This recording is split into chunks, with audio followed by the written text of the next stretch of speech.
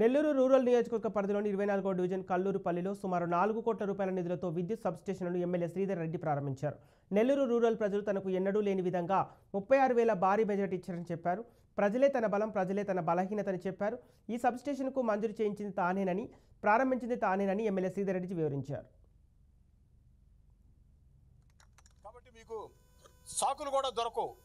అదేదో 5,000, 10,000, 3,000, 2,000తో గెలిచుంటే ఏదో గాలి మేము ఓడిపోయామని సర్ది చెప్పుకోవచ్చు.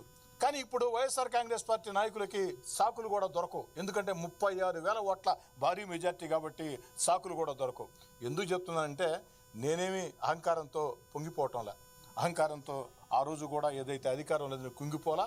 ప్రజల్లో ఉన్న ప్రజలని నమ్ముకుంటే, ప్రజలకు అణిగిమణిగి ఉంటే, ప్రజలకి పిలిస్తే పలికి ఎమ్మెల్యేగా ఉంటే, ప్రజల సమస్యలు నిరంతరం పరిష్కారం చేస్తే, ప్రజలు ఫోన్ చేస్తే ఫోన్ ఎత్తుకుంటే, కార్యకర్తల్ని స్నేహితుల్లా చూస్తే, పక్కనుండే నాయకుల బాగోగులు చూస్తే ఎప్పటికీ విజయం ఉంటుంది. దాంట్లో ఎలాంటి అనుమానంలా దాన్ని నమ్మేవాడిని నేను. కానీ ఎలక్షన్లు ఇప్పుడు వచ్చి ఆ 20 రోజుల పాటు తమకు తాము భజన కొట్టుకొని అభివృద్ధి అభివృద్ధి అభివృద్ధి ఎక్కడ స్వామి అభివృద్ధి నాకు అర్థం కావట్లేదు. టెంకాయలు కొట్టారు తప్ప, శంకుస్థాపనలు చేశారు తప్ప, ఆహా ఊహో అన్నారు తప్ప ఎక్కడ అభివృద్ధి. అందుకే ప్రజలు మీకు స్పష్టమైన తీర్పునిచ్చారు. మళ్ళీ చెప్తున్నా, ఇది పాపం వాళ్ళు జీర్ణించుకోవటం బాధాకరమే.